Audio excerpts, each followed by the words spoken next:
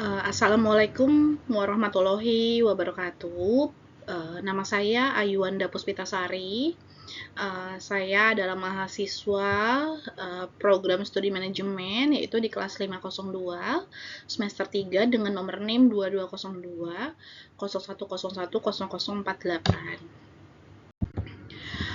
Di sini saya ingin membuat presentasi untuk UAS manajemen risiko, yang dimana saya akan membahas manajemen risiko, dan arti dari manajemen risiko itu sendiri adalah sebuah proses sistematis untuk mengidentifikasi, menganalisis, mengevaluasi, dan mengendalikan risiko dalam suatu organisasi atau proyek. Tujuan utama dari manajemen risiko itu sendiri adalah untuk meminimalkan dampak negatif dari risiko dan memaksimalkan peluang yang ada.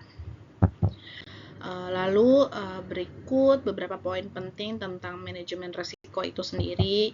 Yang pertama adalah proses. Jadi manajemen risiko bukan hanya satu tindakan, melainkan sebuah proses yang berkelanjutan. Risiko dapat berubah seiring waktu, sehingga perlu dipantau, dievaluasi, dan dikelola secara berkelanjutan. Tujuan dari manajemen risiko itu sendiri adalah untuk mengurangi atau meminimalkan dampak negatif dari risiko dan memaksimalkan peluang yang ada. Lalu manfaat dari manajemen risiko adalah dapat membantu organisasi atau proyek untuk pertama meningkatkan efisiensi dan efektivitas, terus meningkatkan pengambilan keputusan, meningkatkan kepercayaan dan transparansi, serta meningkatkan daya saing. Langkah-langkah umum dalam manajemen risiko itu adalah, yang pertama adalah identifikasi risiko, yaitu menemukan dan mendefinisikan semua risiko yang mungkin terjadi. Yang kedua adalah analisis risiko, menganalisis probabilitas dan dampak dari setiap risiko. Yang ketiga adalah evaluasi risiko, menentukan tingkat keparahan dan prioritas dari setiap risiko. Yang keempat adalah pengendalian risiko, mengambil tindakan untuk mengurangi atau meminimalkan dampak dari setiap risiko. Lalu ada berbagai jenis risiko, di antaranya adalah risiko strategis, di mana risiko yang terkait dengan tujuan dan strategi organisasi, risiko operasional, risiko yang terkait dengan proses dan aktivitas organisasi, risiko finansial, risiko yang terkait dengan keuangan organisasi, risiko kepatuhan, di mana risiko yang terkait dengan kegagalan untuk mematuhi peraturan dan undang-undang. Manajemen risiko dapat diterapkan pada berbagai organisasi dan proyek, termasuk pertama adalah bisnis, pemerintah, nirlaba, proyek konstruksi, dan proyek IT. Sumber daya yang tersedia untuk membantu organisasi atau proyek dalam mengelola risiko itu ada standar ISO 31000, konsultan manajemen risiko, serta perangkat lunak manajemen risiko. Jadi kesimpulannya, manajemen risiko adalah proses penting yang dapat membantu organisasi atau proyek untuk mencapai tujuannya dengan lebih efektif dan efisien. Catatan di sini adalah definisi manajemen risiko dapat bervariasi tergantung pada sumbernya. Lalu, manajemen risiko adalah proses yang kompleks dan membutuhkan keahlian pengalaman, serta ada banyak metode dan teknik yang dapat digunakan dalam manajemen risiko. Contoh penerapan manajemen risiko bagi perusahaan asuransi. Nah, di sini saya akan membahas tentang studi kasusnya, di mana ada suatu pernyataan OJK yang diberikan oleh Bapak Wahyu. Namun di sini saya meringkas langsung menerapkan studi kasus atau penerapan manajemen risiko terhadap perusahaan asuransi. Di sini saya membahas PT Asuransi Jiwa Bersama Bumi Putra 1912 sesuai dengan tugas tugas UTS lalu. Di mana sih asuransi jiwa ini? Asuransi Jiwa Bersama Bumi Putra 1912 atau AJB Bumi Putra 1912 didirikan pada tanggal 12 Agustus tahun 1912. Lalu jenis perusahaannya adalah asuransi jiwa bersama atau mutual, kantor pusatnya di Jakarta, Indonesia. Serta di sini kita juga bisa membahas atau bisa lihat dari PPT-nya, situs webnya ada di https www.bumiputra.com. Bisa kita lihat di tampilan PPT-nya seperti ini dari profil singkatnya Asuransi Jiwa Bersama Bumi Putra 1912. Lalu produk dari Bumi Putra itu sendiri adalah asuransi jiwa, asuransi jiwa, yang dimana sejarah dari PT Asuransi Jiwa Bersama Bumi Putra 1912 adalah merupakan perusahaan asuransi jiwa tertua di Indonesia yang didirikan pada tanggal 12 Agustus 1912 oleh Dr. R. Sutomo dan para pemuda pribumi lainnya. Awalnya bernama Oderling Levens Verzekering Maatschappij Bumi Putra atau OLVMB. Nah, perusahaan ini didirikan untuk melawan diskriminasi perusahaan asuransi Belanda yang tidak mau menanggung resiko jiwa orang pribumi. Lalu visi dan misi dari Bumi Putra ini adalah menjadi perusahaan asuransi jiwa bersama, terkemuka dan terpercaya, dan berdaya saing tinggi dalam memberikan solusi keuangan dan proteksi terbaik bagi seluruh lapisan masyarakat Indonesia. Misinya adalah yang pertama memberikan solusi keuangan dan proteksi yang inovatif dan kompetitif kepada seluruh lapisan masyarakat di Indonesia. Yang kedua adalah meningkatkan kualitas pelayanan dan kepuasan nasabah. Yang ketiga adalah memperkuat tata kelola perusahaan dan meningkatkan nilai perusahaan. Yang keempat adalah mengembangkan sumber daya manusia yang profesional dan berintegritas. Lalu keunggulan dari perusahaan asuransi jiwa ini adalah yang pertama, perusahaan asuransi jiwa tertua di Indonesia AJB Bumi Putra 1912 memiliki pengalaman lebih dari 100 tahun di industri asuransi jiwa. Lalu yang kedua adalah perusahaan asuransi jiwa bersama adalah AJB Bumi Putra 1912 dimiliki oleh para pemegang polis sehingga keuntungan perusahaan dikembalikan pada para pemegang polis. Yang ketiga adalah produk yang beragam. AJB Bumi Putra 1912 ini menawarkan berbagai produk asuransi jiwa, kesehatan, pendidikan, pensiun, dan lain-lain yang dapat disesuaikan dengan kebutuhan nasabah. Yang keempat, jaringan yang sangat luas, di mana AJB Bumi Putra 1912 memiliki jaringan kantor yang luas di seluruh Indonesia. Lalu penghargaan yang didapat dari PT Asuransi Jiwa Bumi Putra ini adalah yang pertama tahun 2022 yaitu Top Brand Award 2022 dengan kategori asuransi jiwa unit link. 2022 juga Bumi Putra mendapatkan Indonesia Best Brand Award 2022 dengan kategori asuransi jiwa, serta 2022 The Best Contact Center Indonesia 2022 kategori asuransi jiwa. Nah, AJB Bumi Putra 1912 berkomitmen untuk terus memberikan solusi keuangan dan proteksi terbaik bagi seluruh lapisan masyarakat di Indonesia. Lalu standar pedoman penerapan manajemen risiko bagi perusahaan asuransi itu apa aja sih? Penerapan wajib manajemen risiko secara efektif itu ada pada pengawasan aktif direksi, dewan komisaris, dan dewan pengawas daerah. Kecukupan kebijakan dan prosedur manajemen risiko serta penerapan limit risiko. Yang ketiga adalah kecukupan proses identifikasi, pengukuran pengendalian, dan pemantauan risiko serta sistem informasi manajemen risiko, serta sistem pengendalian internal yang menyeluruh. Penerapan manajemen risiko yang efektif itu adalah efektif harus didukung dengan kerangka manajemen risiko yang mencangkup strategi, kebijakan, dan prosedur manajemen risiko serta limit risiko yang ditetapkan secara jelas sejalan dengan visi, misi, dan strategi perusahaan. Hal-hal yang perlu diperhatikan dalam penetapan strategi, kebijakan, prosedur, dan limit risiko sebagai berikut. Yang pertama, strategi manajemen risiko. Yang kedua, tingkat risiko yang akan diambil atau risk appetite dan toleransi risiko atau risk tolerance. Yang ketiga adalah kebijakan dan prosedur. Yang keempat adalah penetapan limit risiko. Risiko asuransi itu sendiri adalah organisasi manajemen risiko bagi risiko asuransi kegagalan perusahaan untuk memenuhi kewajiban para pemegang polis tertanggung atau peserta sebagai akibat dari ketidakcukupan proses seleksi risiko atau underwriting, penetapan premi atau pricing, serta penggunaan reasuransi dan atau penanganan klaim. Lalu organisasi manajemen risiko bagi risiko asuransi, di mana dalam fungsi manajemen risiko bagi resiko asuransi, perusahaan dapat membentuk satuan kerja atau komite yang dapat mendukung mitigasi resiko asuransi, antara lain unit pemasaran atau satuan kerja aktuaria dan komite pengembangan produk asuransi. Lalu tujuan utama manajemen risiko untuk risiko asuransi adalah untuk memastikan bahwa kegiatan usaha perusahaan tidak terekspos risiko asuransi yang dapat menyebabkan kerugian signifikan, bahkan dapat mengganggu kelangsungan bisnis perusahaan. Penerapan manajemen risiko untuk risiko asuransi itu sendiri disesuaikan berdasarkan karakteristik, skala usaha, dan kompleksitas kegiatan usaha dari perusahaan. Secara umum, dalam prinsip penerapan manajemen risiko untuk risiko asuransi.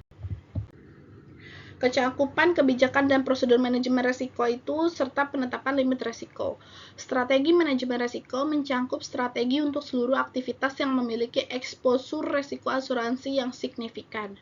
Strategi tersebut harus memuat secara jelas proses seleksi risiko, penetapan premi, penggunaan reasuransi, dan penerapan manajemen risiko untuk risiko asuransi yang disesuaikan berdasarkan karakteristik, skala usaha, dan kompleksitas kegiatan usaha dari perusahaan. Jadi secara umum, dalam prinsip penerapan manajemen risiko atau risiko asuransi penanganan klaim, strategi manajemen risiko untuk risiko asuransi harus sejalan dengan tujuan perusahaan untuk memenuhi kewajibannya kepada pemegang polis, tertanggung, atau peserta. Proses identifikasi, pengukuran, pengendalian, dan pemantauan risiko serta sistem informasi manajemen risiko bagi risiko asuransi. Itu adalah dengan menggunakan rasio premi neto terhadap modal sendiri, rasio klaim, rasio cadangan teknis terhadap premi neto, lapse rasio, cesio rasio, retensio rasio, dan pertumbuhan rasio asuransi itu sendiri. Pengendalian risiko asuransi yang pertama adalah perusahaan melakukan penetapan premi berdasarkan beberapa kriteria, misalnya asumsi aktuaria dan estimasi klaim. Perusahaan memberikan pelatihan untuk meningkatkan pemahaman direksi mengenai risiko asuransi itu sendiri, serta perusahaan mengembangkan desain produk dengan melakukan analisis kebutuhan terlebih dahulu. Lalu pemantauan risiko asuransi. Jadi satuan kerja yang melaksanakan fungsi manajemen risiko asuransi memantau dan melaporkan risiko asuransi yang terjadi kepada direksi perusahaan baik sewaktu-waktu pada saat terjadinya risiko asuransi maupun secara berkala. Yang B, perusahaan harus memiliki sistem dan prosedur pemantauan yang antara lain mencakup pemantauan terhadap besarnya eksposur risiko asuransi, toleransi risiko asuransi, kepatuhan limit internal dan hasil stres, testing untuk maupun konsistensi pelaksanaan dengan kebijakan dan prosedur yang ditetapkan. Yang C, pemantauan dilakukan baik oleh satuan kerja pelaksana maupun oleh satuan kerja yang melakukan fungsi manajemen risiko itu sendiri. Lalu sistem informasi manajemen risiko bagi risiko asuransi, di mana sistem informasi manajemen risiko untuk risiko asuransi harus mampu menyediakan data secara akurat, lengkap, informatif, tepat waktu, dan dapat diandalkan mengenai jumlah seluruh pemegang polis atau tertanggung. Portofolio produk serta laporan pengecualian limit risiko asuransi antara lain memuat informasi pertanggungan atau portofolio yang melebihi limit risiko yang ditetapkan, agar dapat digunakan direksi untuk mengidentifikasi adanya risiko asuransi. Yang B, sistem informasi yang dimiliki harus mampu mengakomodasi strategi mitigasi risiko asuransi melalui berbagai macam metode atau kebijakan, misalnya penetapan limit, perjanjian polis, proses underwriting, valuasi liabilitas, penanganan klaim, pendapat atau kaji ulang oleh pihak independen, dan lain-lain. Perusahaan memiliki sistem informasi manajemen yang dapat memastikan integritas data yang digunakan dalam penghitungan kewajiban.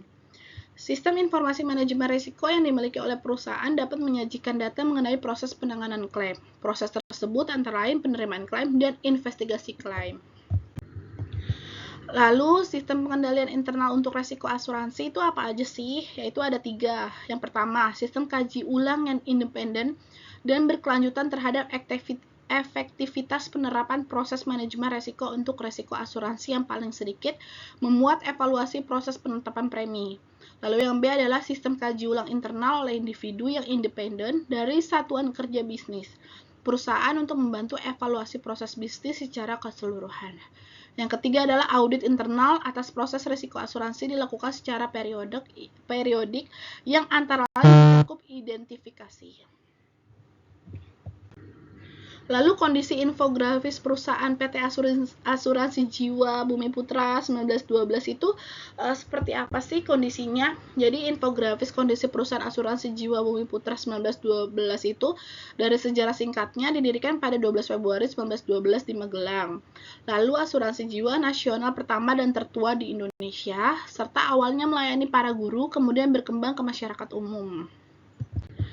Lalu kondisi saat ini, aset tahun 2022 10,3 triliun, kewajibannya 13,1 triliun, ekuitasnya 2,8 triliun, serta rasio kecukupan solvabilitasnya 108%, di atas ambang batas 120%. Lalu resikonya adalah defisit ekuitas, penurunan tingkat kepercayaan pemegang polis, serta penundaan pembayaran klaim. Sedang dalam proses pemulihan keuangan, di mana masuk pengawasan khusus OJK sejak tahun 2014. Memiliki rencana penyehatan keuangan atau RPK yang disetujui oleh OJK, sedang melakukan berbagai upaya untuk meningkatkan kesehatan keuangannya. Lalu di sini kondisi saat ini memiliki aset yang besar. Total aset mencapai 10,4 triliun pada tahun 2022. Lalu memiliki 532 kantor cabang dan 25 kantor wilayah di seluruh Indonesia. Memiliki banyak pemegang polis, di mana memiliki 12,2 juta pemegang polis pada tahun 2022. Menjadi salah satu perusahaan asuransi dengan jumlah pemegang polis terbanyak di Indonesia. Lalu sedang mengalami kesulitan dalam pembayaran klaim, di mana memiliki tunggakan klaim senilai 8,2 triliun pada tahun 2022. Sedang melakukan pembayaran klaim secara bertahap. Lalu sedang dalam proses transformasi, di mana melakukan perubahan di berbagai bidang seperti tata kelola perusahaan, produk, dan lain-lain. Lalu kondisi saat ini adalah upaya pemulihannya. Yang pertama, rencana penyehatan keuangan RPK. Itu disetujui oleh OJK pada tahun 2021. Penyehatan keuangan dan operasional, penambahan modal, restrukturisasi polis, serta pembayaran klaim secara bertahap. Yang kedua adalah rencana penyehatan keuangan, disetujui pula oleh OJK yang sudah kami infokan di awal, bahwa ada penyehatan keuangan, penambahan modal, serta restrukturisasi polis, serta pembayaran klaim secara bertahap. Tantangannya itu adalah memulihkan kepercayaan pemegang polis. Yang kedua, meningkatkan kesehatan keuangan. Yang ketiga adalah meningkatkan kualitas layanan, bersaing dengan perusahaan asuransi lain. Peluangnya memiliki aset yang besar, memiliki banyak pemegang polis, memiliki pengalaman yang panjang di industri asuransi, serta dukungan dari pemerintah. Di sini Otoritas Jasa Keuangan atau OJK telah mengeluarkan pernyataan tidak keberatan atas rencana penyehatan keuangan atau RPK PT Asuransi Jiwa bersama Bumi Putra 1912. Jadi pada tanggal 10 Februari tahun 2023, kesimpulan OJK terhadap AJB Bumi Putra 1912 adalah sebagai berikut. Di mana poin pertama, AJB Bumi Putra 1912 telah mengalami defisit keuangan yang signifikan sejak tahun 1997. Di mana defisit keuangan tersebut disebabkan oleh berbagai faktor, antara lain penurunan jumlah pemegang polis dan premi, peningkatan biaya klaim, serta investasi yang tidak optimal. Lalu yang ketiga adalah AJB Bumi Putra 1912 telah melakukan berbagai upaya untuk menyehatkan keuangannya. Namun, upaya tersebut belum membuahkan hasil, di mana RPK AJB ini yang telah disetujui OJK merupakan upaya terakhir untuk menyelamatkan perusahaan. Lalu OJK akan terus mengawal pelaksanaan RPK AJB ini dan akan mengambil langkah-langkah yang diperlukan jika terjadi penyimpangan dari RPK tersebut. Jadi OJK berharap bahwa RPK AJB Bumi Putra 1912 dapat berjalan dengan lancar dan berhasil sehingga dapat memberikan perlindungan yang optimal kepada para pemegang polis. Jadi kesimpulan di sini adalah AJB Bumi Putra 1912 sedang dalam proses pemulihan keuangan, di mana upaya pemulihan menunjukkan kemajuan, namun masih banyak tantangan yang harus dihadapi, serta keberhasilan pemulihan tergantung pada komitmen dan kerjasama semua pihak, termasuk pemegang polis, manajemen, dan OJK. Lalu di sini ada referensinya. Saya ambil dari referensi pertama itu dari saya www.bumiputra.com serta Bumi Putra, dan di CNBC serta di Antara News dan se-OKJ 8 tahun 2021 serta surat edaran OJK manajemen resiko asuransi yang diberikan oleh Bapak dosen Pak Wahyu itu sendiri. Singkat penjelasan, terima kasih atas waktu dan tempatnya. Mohon maaf jika penjelasan ini kurang penjelasan atau kurang sumber, kiranya mohon dimaafkan dan terima kasih. Wassalamualaikum warahmatullahi wabarakatuh.